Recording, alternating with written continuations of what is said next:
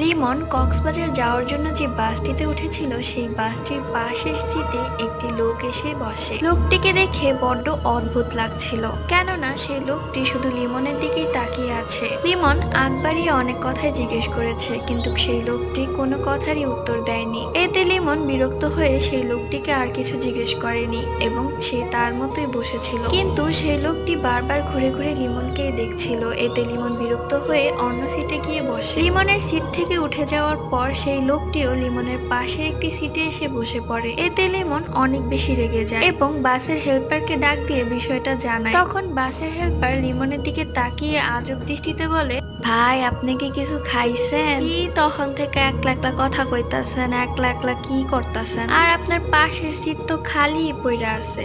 এই কথা শুনে লিমন অনেক বেশি অবাক হয়ে যায় এবং ভালো মতো তাকিয়ে দেখে আসলেই তার পাশের সিটে কেউই নেই।